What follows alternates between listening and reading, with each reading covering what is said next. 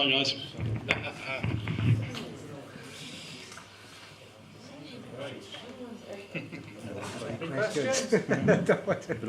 Any questions?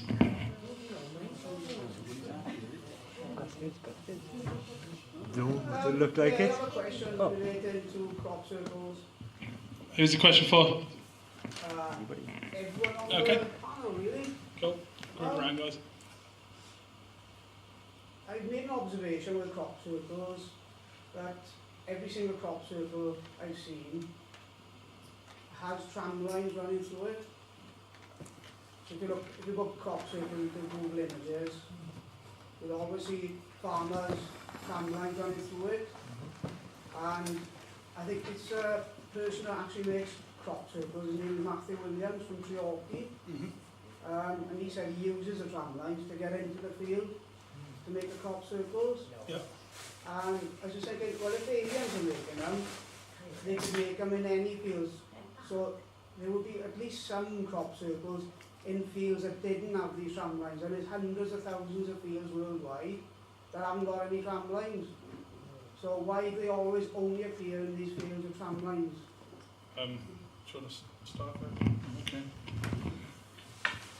Yeah, I think it's just in Britain, that's what the farmers do. They leave the facilities for feeding and spraying insecticides and whatever. Where you're right, in some countries they don't do that, it's just a massive field. And I live in a rural area and there's hundreds of fields with no tram lines. Where are you saying? I live in a rural area in Kilford where there's lots of farms. Right. And there's loads of fields around there, long grass and everything. And I'm thinking, well, why don't aliens ever leave a message for us in fields like that? Why is it only in fields that's got tram lines? And it's just so happens that Matthew Williams says, well, he uses tram lines to get into the field without leaving a trail behind him, which tells me that crop circles must all be man-made. Yeah. Well, I believe around the world there have been one or two in fields like that where there's no tram lines. Yeah. I just can't, off the top of my head, recall some. Yeah. So, as you say, there's no signs of a physical access of feet damaging the crop to get to that. Some of those crop circles. I can't really remember where any of them are in the past, you know. Yeah. So the fact that you've not had any in your region, what suggests that the hoaxers are not using that field for the obvious reason that you've stated. No, but if I search on Google Images for crop circles and I just keep scrolling down page, they've all got the tram lines. Yeah, the majority of the British ones do, because that's what they do. Yeah. There is a clear difference though between a man-made one and one that's allegedly not, isn't it? Yes, I mean... The way the crops are bent for a start. Yes. And other things that have been found in the fields. There's lack of damage and broken stems bent, particularly oilseed rape, which you just cannot bend. At 45 degrees, they just snap like celery. So the hoaxers tend to avoid oilseed rape. Except when they're very young, and the young plants and they're soft and malleable, there have been one or two. So in my book, the ones you consider seriously are mature oilseed rape, where the crop's up to your chest and it's a swine to go in, have been covered in the yellow pollen.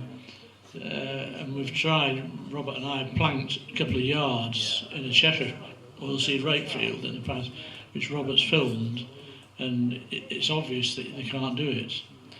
And one famous one, that was my first crop circle in '97, just south of Swindon, near Barbary Castle.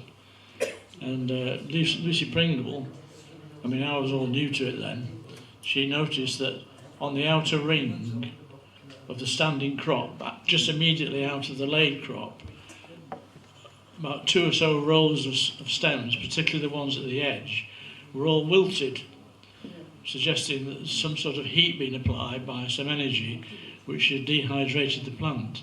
Also, on the stem wall facing inwards to the crop circle, there was a brown staining about that long, like it was scorched. So I thought that was a good clue in that particular case. Yeah. I mean, I'm a firm believer in UFOs, I haven't seen one myself. But I am a bit of a sceptic when it comes to the crop. Well, you're quite right to do that, because in my book, the last real crop circle was in 2005 in oilseed rape at Golden Ball Hill, which Bill Betts went in and recorded. It was a schoolmaster from where I can't remember he lives. and the yellow flowers in the laid bits were undamaged as well. You know, it was just amazing. So if you lay a flowering crop circle down with a plank, you smash the flowers and it's an absolute mess. So all the fancy geometric shapes where people postulate, oh, there's a message here, and the crafty sods, and I think the Americans involved, the research stuff where they think this will entertain the croppies, there's a message here. So they pick topics or shapes that people will then interpret wrongly in most cases. And if you go on the Crop Circle Connector website, there's loads of this stuff with comments with these social experts who are interpreting what the meaning is. It's a load of rollocks, to be honest. There's been instances where these crop circles have been made very quickly and very complex, though, hasn't it? Yeah. Because I know there's been a few where, one where a pilot flew over an area Yes. and saw nothing. Yeah, it's a Stonehenge and then one. came back then a very short while ago. Yeah. There's this really complex. Yes, it was a Julia set shape. And it's true, within 30 minutes he'd flown over with some people and then flew back. And it was there. And it was in daylight. Nobody visiting Stonehenge had seen anything. But there were nice swirl shapes. So if it flows and it looks nice, they're more likely to be ET. These sharp geometric angles, it's planked. You know, there's plenty of evidence from the air when you look at it on your computer screen or whatever. And if you go in the crop formation like that and get on your hands and knees, which most people don't bother to do because they don't want to in some cases, you will find the board marks where the edges of the plank have hit the stem.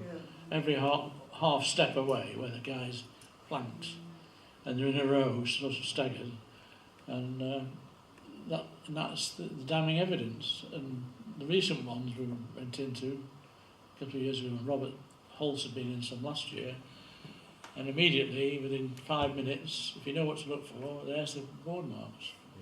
It's a damn shame really, but people are making a business now. It's becoming a, you know, selling pictures, selling T-shirts, selling photos, and even reputable researchers in the past, like Lucy Pringle.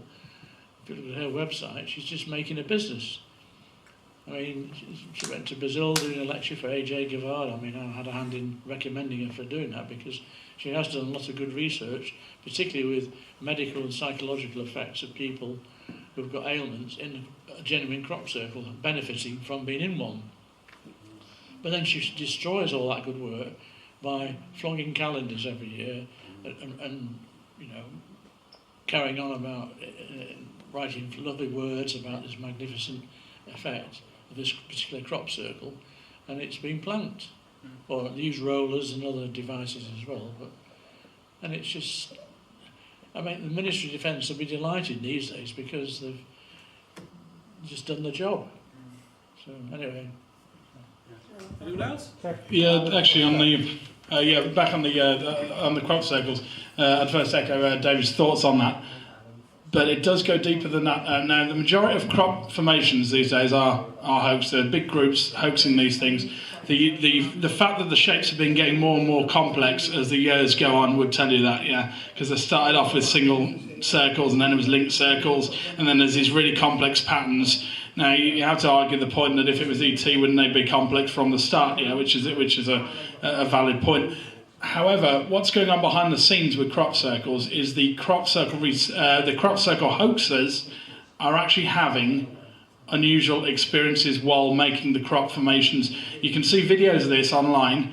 They're genuinely convinced that through making these formations, that they're being directed in some way to make these formations, and there's been many cases on record now where they've gone out to the fields to make a circle in the middle of the night, and they've seen these tall, shadowy figures amongst the corn, and there's even some cases where they've actually stopped making a circle, so they've got halfway through the formation and got so scared by what they'd witnessed, they've got out of there, and then you end up with like half a formation, which has created really confusion because it looks a very odd shape, and that's because it's just part of the formation. Again, this is stuff you can look into online, and it's a whole other angle to the crop formation phenomena, that there may be something real and paranormal going on with it behind the scenes, despite the fact that the majority are hoaxed. I certainly feel that deep down there's a reality to this, and it is connected with the subject. But obviously it's very easy to dismiss, especially when large groups are claiming to hoax them and have shown valid evidence. I mean, you can actually join crop circle hoaxing groups if you want and go out and help them make these things highly illegal. I wouldn't recommend it. Colin. Yeah, just to say that I think Matthew Williams actually retired now as a crop circle maker. I think he got allergic to actually being in the field, and he does hay fever, yeah, exactly. So he now does a lot of the drone footage and very good footage. I mean, there was a crop circle just yesterday came down, and I know I post a lot on some of the Facebook groups I'm on of crop circles. I've been into a number of them myself. I do believe that there is a reality to some sort of communication aspect to the phenomena. I don't know what percentage, I wouldn't even like to guess, is real, what's hoaxed, and the reasons behind it. But some of the formations, just sort of the ones, that I was talking earlier to David, about the Milk Hill famous formation from, I think it was 2001, which was on my laptop. You might have seen that, the big spiral galaxy one, I think it was called. I mean, that was just, for me, even John Lundberg, who was part of Team Satan and the Circle Makers, when I asked him about it in Las Vegas, he was saying, he was in awe of that as someone who'd made crop circles, and he just thought that was, was out of this world. So, I mean, you've got, there's been so many formations over the years which I find, very complex. I mean, things like the alien face and, the information about the ASCII code, and it's, it's interesting stuff. I'm not 100% sure what's going on and what the actual message is, but I get the feeling that there'll be some event in the future that might make sense of all that's gone before it. So I kind of think that maybe they're giving us part of some message, and maybe some future event we might be able to decode further what's actually being said here. And I'm not totally down on that it's, all hoaxes and stuff, and certainly there's been some good formations this year. But that's not to say also there's also some nefarious people trying to, a bit like, with the alien autopsy and, putting out disinformation and covering things up. So it can be very hard to get to the truth of the matter, but I'd recommend to anyone, to be fair, a lot of the crop circles do appear in Wiltshire, so you're not going to see, I don't think Wales have had any crop circles, I might be wrong, but Wiltshire, Dorset, but mainly Wiltshire, there seem to be a lot of crop circles there. But I would recommend anyone, if they had any doubts about checking out the phenomena for themselves, because it's sometimes only when you truly go into a crop circle that, even if it isn't some sort of supernatural or alien origin, then you're going to experience sort of being in nature in a nice quiet place. And for a lot of people in London, which is where I live, it can be very healing and beneficial just to be out, on a nice summer's day, take your children out there. I mean, I know some people have had some negative effects from, crop circles, but it's also some positive effects, But, if you're into meditation, what can be better on a nice summer's day? As long as the farmer, you're getting permission, and a lot of these places do have like donation boxes and stuff, and people can be a bit cynical about that. But if the farmer's getting some money back about, people entering into the land and seeing these things, and a lot of synchronicities, obviously you get researchers there, and you'll meet people, bump into people, you'll start, it's a bit like going to the pub, I guess, or something. You're suddenly entering a dialogue with someone you've never met before, and obviously if you're in a crop circle, you're going to be drawn to sort of paranormal and UFO type things. So those are the sort of people surely you would want to meet. So I actually think in the future there'll be more people drawn to these, and maybe there'll be even more amazing patterns for this year. So I definitely recommend anyone make the journey to Wiltshire and Dorset and places where they appear. So yeah, very interesting, I'd say. Yeah, just out of interest, our club has got trips planned this year to crop circles, if we get any.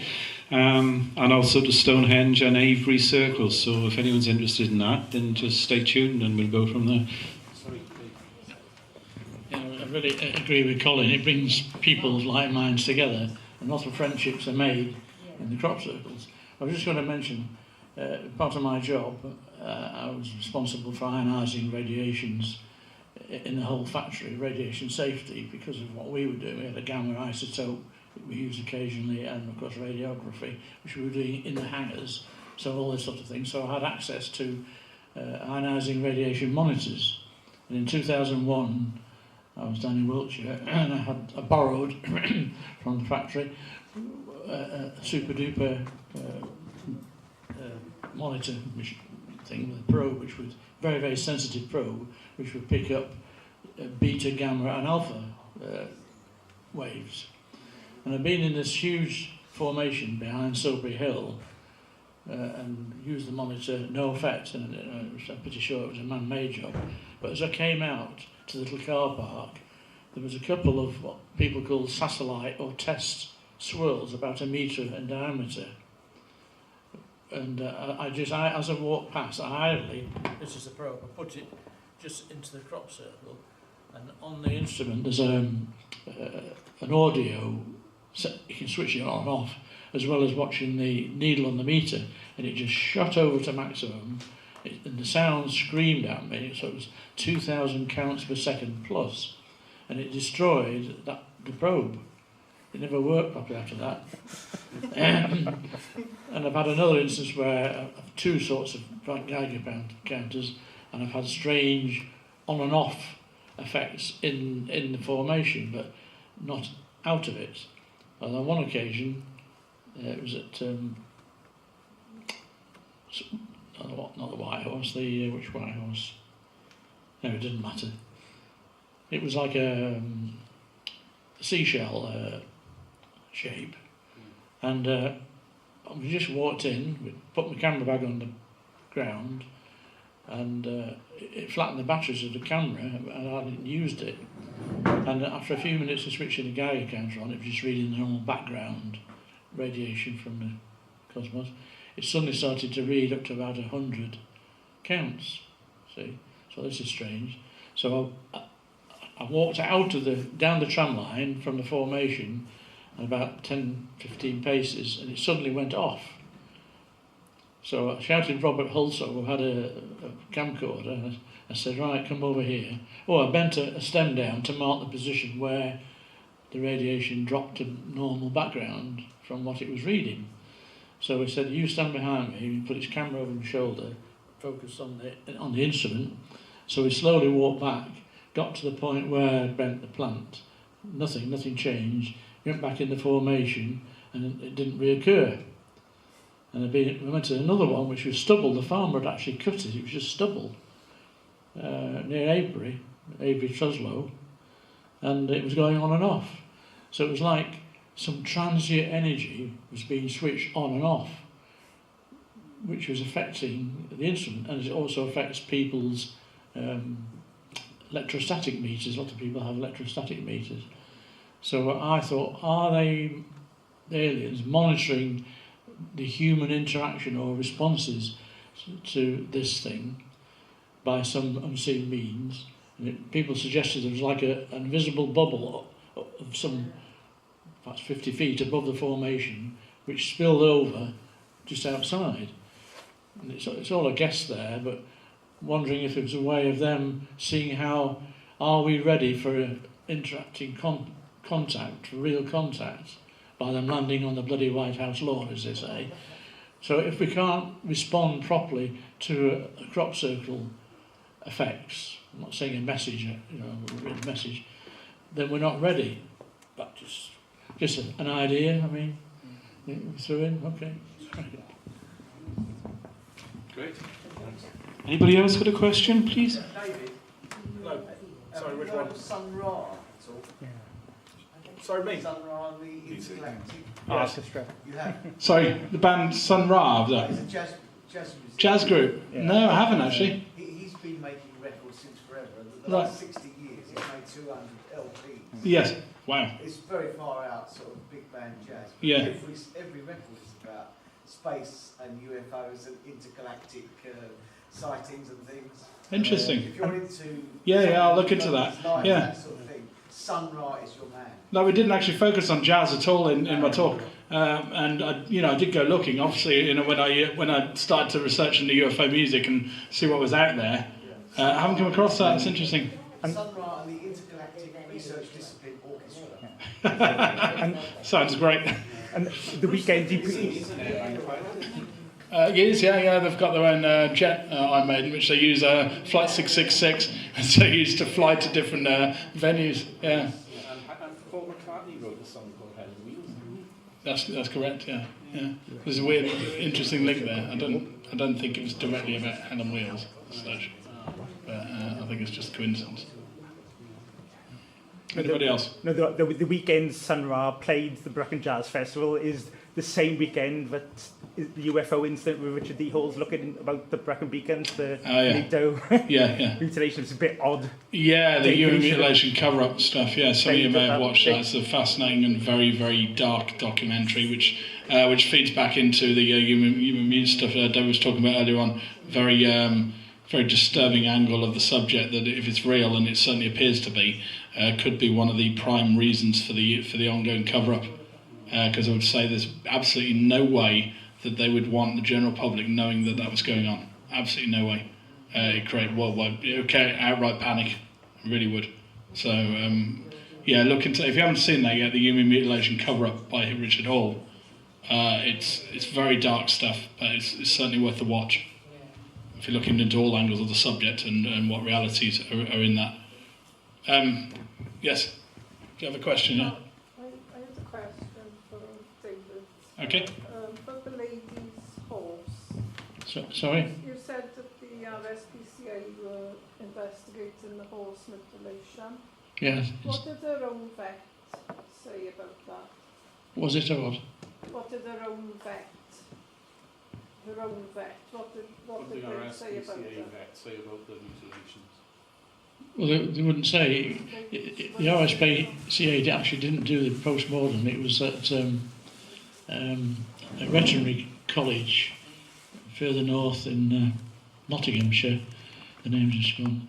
The lady that did it, she's a Swedish, and I spoke to her on the phone a couple of times, and she wouldn't reveal anything because the RSPCA inspector has to give permission.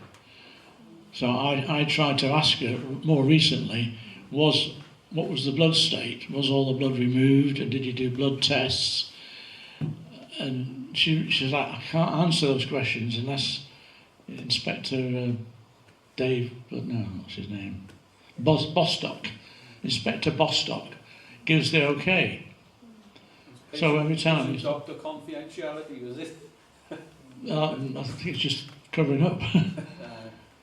But she was obviously instructed, whether something was read to her from the government or via Bostock from DEFRA.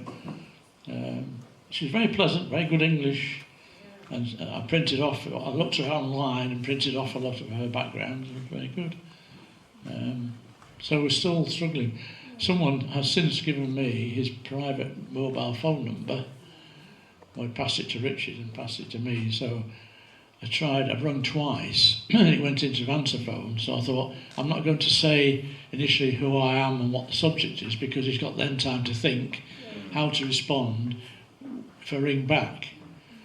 But he never rang my number back, thinking, I wonder whose this number is. So Richard keeps chivying me saying, have you rung Bostock again? Have you tried that number? So I was going to pretend certain things if I got him on the phone, because he's bound to say, who gave you this bloody number? That's the first thing. And the person who gave it obviously works with the RSPCA, who knows Bostock. So he wouldn't give Richard his name for fear of losing his job. So that's how deep it gets, It's very difficult to extract the proper information. What is the biggest number of animals dead like that you've investigated, and where? You said you'd seen sheep the same. Sheep, well, it's everywhere, yes. I mean, this means a single location and the number of animals at any one location at one time. A case we went down to in Gloucestershire, near Lydney, yeah. 35 sheep attacked him with strange injuries, not always classic. Like the one had a cut down from its skull about a 1/4 inch wide, like a slot like a machine slot, right down to its nose. The poor animal was still alive, and it was breathing through this slot. And the farmer had to shoot it twice to put it down. So, I mean, I'd never seen that before.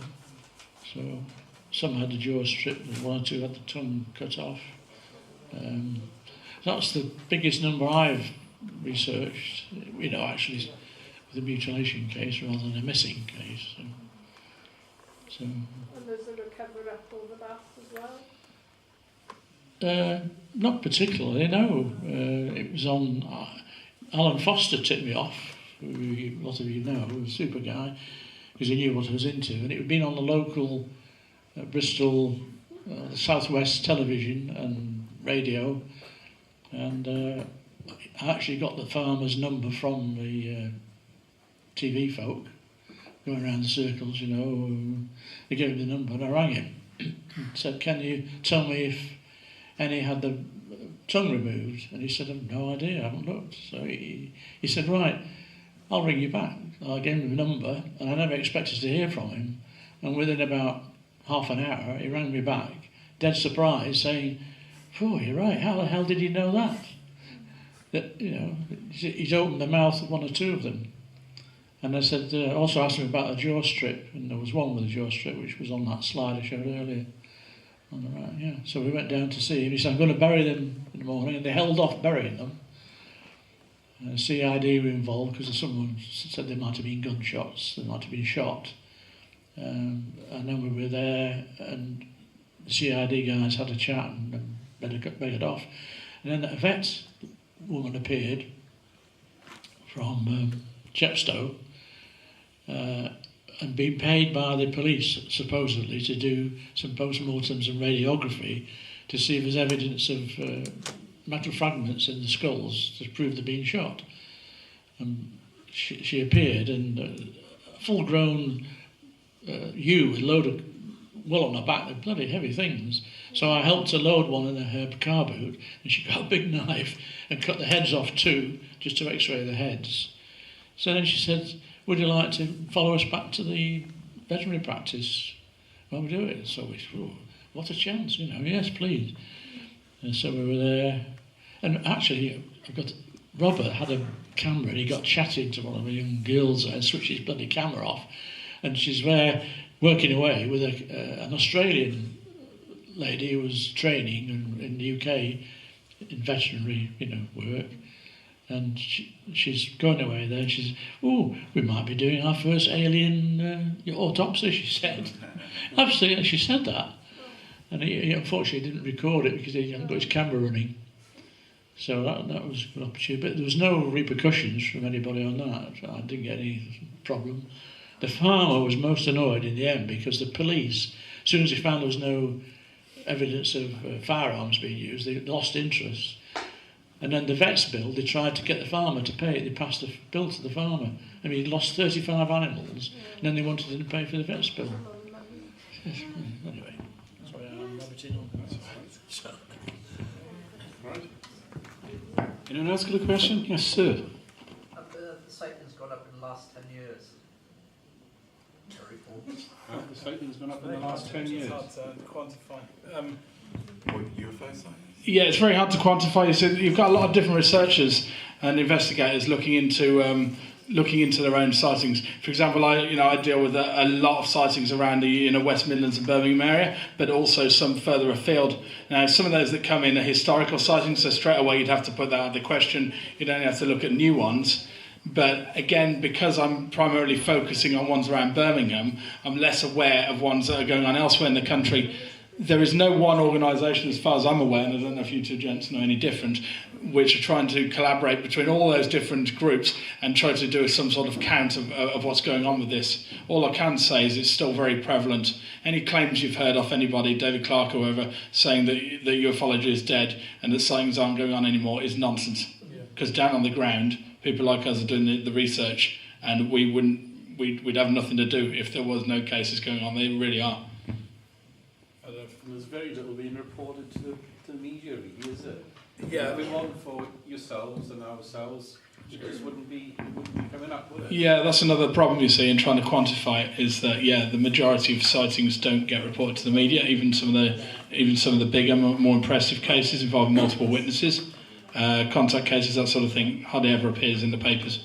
Usually the cases that do appear in the papers that you'll read about are usually ones that can be either easily explained away as Chinese lanterns or such. To try to sort of instill doubt, or then they might talk about it like it's a positive slant, but then at the end swing it round and say, "Oh, it was an air balloon after all."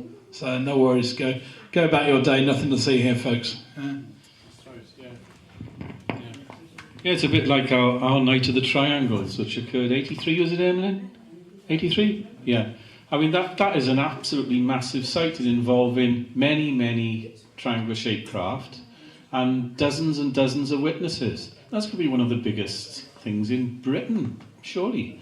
But it was reported on with a local newspaper for 1 or 2 nights, and it's never been spoken about since, really. But that's an absolutely massive sight. How many people can claim to have seen, that amount of witnesses, that amount of craft? So there you go. Any other questions? John? Follow on from the last question, really. The MOD UFO files, the final tranche is supposed to be out now after the election and all the purdah period's gone. Do you think there'll be any interesting revelations in that, since it's supposedly all the prime ministerial questions and all the other data that has been conveniently lost until now? Yeah, I think there'll be some interesting cases that will come out from it. Yeah, I don't believe there'll be any sort of big ones that could sway the general public's view. I think some of the cases with big evidence in would certainly be held back, or they may reveal certain information. When they say they're revealing everything, releasing everything, how can you honestly 100% trust that as fact? They can quite happily keep cases back and not release them and continue to investigate them. For example, they claim that they're no longer looking into the UFO subject. I find that very, very, very unlikely, because if they've been looking into the subject since the 40s or even before then, why stop now? Yeah, and they know a lot more that's going on behind the scenes. Yeah, but they put it out that they've stopped it, so everybody can just think, oh, there's nothing in it after all, and then they can, behind the scenes, they can continue to do what they like. There's still big cases that that have evidence that it's covered up. There are cases where people have said that somebody claiming to be from the MOD or CIA, whoever, will turn up and will take away key evidence, radar recordings, that sort of thing. That is out there somewhere. That's locked away in the depths of the Pentagon or wherever they put all this stuff. There are groups of individuals right now who know about this, who have that evidence, and I'm pretty sure that they're not just putting it in a cardboard box and pretending that it doesn't exist. They'll be very, very interested in trying to get to the bottom of what's going on with this. And behind the scenes, we have no clue really as to how far on they've got with that. I don't know if you guys have... Yeah, I just think if we get anything, it's literally just a few crumbs on the table. Really, nothing substantial. All the top evidence is secreted away. Places like, like I mentioned earlier, Wright-Patterson Air Force Base. Where allegedly, materials, bodies are stored, and various other places. There was an archivist, I don't know if everyone's watched the Project Camelot, when Kerry Cassidy and Bill Ryan did an interview with Mr. X, who strangely died within a couple of years. He was at the UFO Crash Retrieval Conference again in Vegas, and he claimed that he was an archivist, and he was involved with storing all this information. You can watch the video on YouTube. He just typed Mr. X. And he strangely died within a couple of years coming forward, and he was privy to all these files he had to log, and looking at materials and photos. There's lots of sensational claims out there, but the press, I don't think we're ever going to get much from them in terms of really juicy stories. I know Richard Doty in Stephen Greer's new book, which I've partially read, sort of saying some really extravagant things about, UFOs, and, such as the famous Cashelundrum UFO incident in 1980, saying that was a back-engineered UFO, and they outfitted it with a nuclear type reactor device. So there is some interesting stories, whether you believe think he's a disinformation artist. But yeah, going back to main stories, I don't think we'll be seeing anything too spectacular. It all seems to be very much controlled information release. But that's not to say that there might be people trying to put pressure on to get some information out there. But I don't think we're going to see anything too sensational. Yes, well, the cases I spoke about today, like the missing documentation from Jodrell Bank for that month, that's of interest. So they've obviously had to write, or someone from Jodrell Bank, or people of the team who were involved, realised and documented what had happened and what had happened to the project they were using it at the time, and how it had been affected.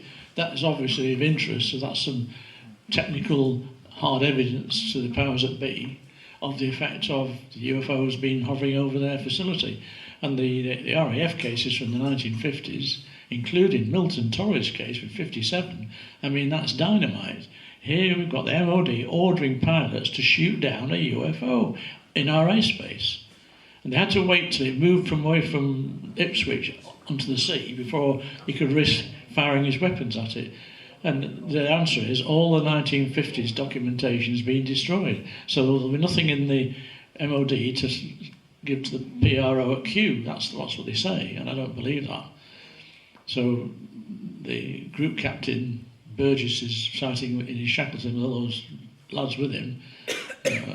That will be another one that will be disappeared. And they were all interviewed. All their interviews or reports were sent to London from Malta at the time and buried forever, as far as the public's concerned, or the media. So that's what you're up against all the time. I just wanted to add that, I don't think the authorities are more concerned that, they can probably accept people recounting stories, but it's when people come forward with harder evidence of actual, impressive UFO footage or, like the alien autopsy or something like that, when if you do, and I know it's a controversial case like Stan Romanek would come out with some, a very controversial character, but when people seem to have like really strong evidence, that's when sort of men in black seem to show up, or these government agents, and they get harassed and sort of intimidated and threats are made. So I think they're okay with people telling stories of the past and stuff, but when you start, actually presenting hardcore evidence of radar tapes, gun camera footage, and actual photos of aliens, if anything, something that could be proved like that, that's when they get very sort of jumpy, and I think they start, you become a targeted person, basically, and that's what I think happened in the whole alien autopsy, and why certainly no one wants to speak to me about it other than this magician guy. And I just wanted to add that point, really.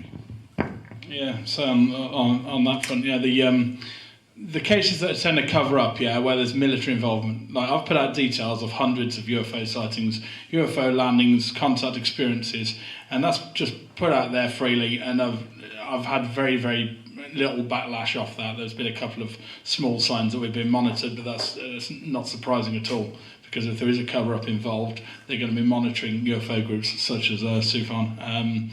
And just to see how things are ticking over, see the information that's going out there. However, it's a known fact, if you look back from the cases where there has been trouble and people have been threatened, it's usually got a military connection in some way.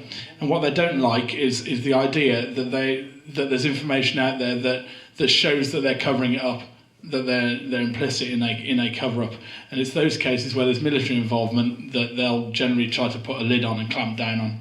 And depending on how much they don't want that into the public will determine how much force they're going to apply on that front. They usually don't do things like actually shoot people. They'll tend to threaten them with that. But then if they release the information anyway, then if they go ahead and shoot them, then it works as the opposite effect, because it makes them look like a Martian. It makes them, they must have been talking about something real. Then if they've been shot, then that would work against them. So if they're brave enough and they release the information anyway, they can't do a thing about it. So it's usually just threats that they're going to do something if somebody doesn't shut up. And we don't know about the amount of cases out there that may have gone to the public, but people have been just contacted by somebody in the military and it's just been clamped down, and we're never ever going to hear about that. leads back to people being worried about their pensions. Some of the elder witnesses in the military community, they're too scared to come forward with what they know because they're scared of ramifications for them and their family, whether financial or on their life. So it's very sad to see, but it's what we're constantly fighting against.